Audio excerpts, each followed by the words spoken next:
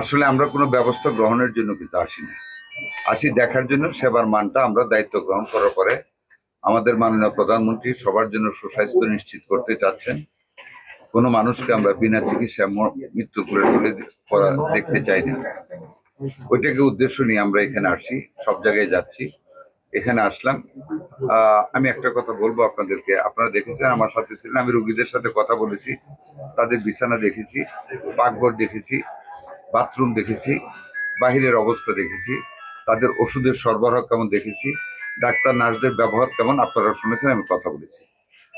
আমি কোনো জায়গা থেকে কোনো নেগেটিভ রিপোর্ট পাইনি। রুগীরা বলেছে আমরা দায়িত্ব নেওয়ার পরে তারা ভালো সেবা পাচ্ছে, ওষুধ পাচ্ছে, ডাক্তার নার্সদের ব্যবহার ভালো, খাবার দাবার ভালো। তবে 250 শয্যার হাসপাতাল 100 শয্যার খাবার পায়, কাজে 250 লোককে তারা দিতে পারবেন। এটা আমরা কেন্দ্রীয়ভাবে করতেছি যাতে বাড়ানো যায়। আর খাবারের মান উন্নতি আরো করার জন্য আমরা 175 টাকা থেকে এটাকে 250 টাকা উন্নীত করতে যাচ্ছি। ইনশাল্লাহ আমরা কিছুদিনের ভিতরে এটা করে ফেলবো। সিটের সংখ্যা বৃদ্ধি করা হবে, কোড নাম্বারটা চেঞ্জ করা হবে। একটা জায়গায় অনিয়ম পেয়েছি, আমার স্যালাইন থাকা সত্ত্বেও সিনিয়র নার্স স্যালাইন আমার রুগীকে বাইরে থেকে কিনতে বলেছে, যে এটার টাকাটা আমি দিয়ে দিয়েছি। আমাকে ওই সিস্টারের কাছ থেকে টাকাটা নিয়ে এমপি সাহেবের কাছে জমা দেওয়ার জন্য নির্দেশনা দিয়েছি। ওনার উত্তর ছিল যে এই স্যালাইনগুলি শুধু কলেরার জন্য। হতে পারে যে এটার ওনার ভুল ধারণা হতে পারে, ভুল ধারণা থেকে করতে পারে, ইচ্ছাকৃতভাবে করতে পারে। আমি সুপার সাহেবকে বলেছি উনি আসলে ওনার সাথে এটা কথা বলে সুরাহ করার জন্য এবং ওনাকে হুঁশিয়ার করার জন্য। একজন ডাক্তার পেয়েছি, এখন পর্যন্ত আসেননি। ওনাকে আমি সিভিল সার্জন সাহেবকে বলবো যথাযথ ব্যবস্থা গ্রহণ করতে।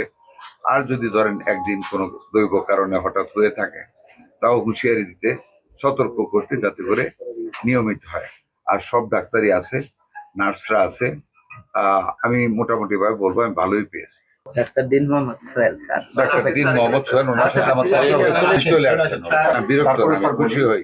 দেখেন, একটা কথা আপনাদেরকে বলি, আপনারা শিক্ষিত মানুষ, আপনারা তো আমাদের সম্পদ, খবর দিবেন, আমরা ব্যবস্থা গ্রহণ করবো। এই দেশে ব্যাঙের ছাতার মতন প্রাইভেট ক্লিনিক হসপিটাল রয়েছে। গত 17 বছর এদের কোনো অ্যাকাউন্টেবিলিটি সৃষ্টি করা হয়নি, তারা কারো কাছে জবাব দিই না।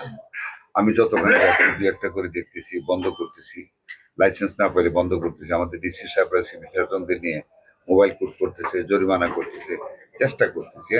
এখন অবশ্য অনেকে হুঁশিয়ার। সেবার মান, যেমন আমার মনোহরদী থানায় একটা ঘটনা ঘটে গেছে পরশু।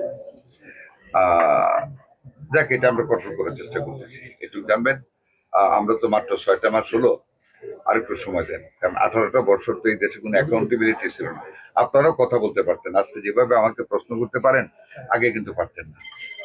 আগে পারতেন না, আগের এমপি সাহেবরা হিসেবে বসে দেখতো না, মন্ত্রী সাহেবরা আসতেন না। একটা আমাদের একটা মানে এমন একটা সিচুয়েশন গেছে যেখানে কেউ কারো কাছে জবাবদিহিতা ছিল না। আমরা শুরু করেছি, আমাদের মাননীয় প্রধানমন্ত্রী অত্যন্ত সিরিয়াস। দোয়া করবেন, আমরা আশা করি আমরা এই স্বাস্থ্য খাতকে অনেক উন্নত করব।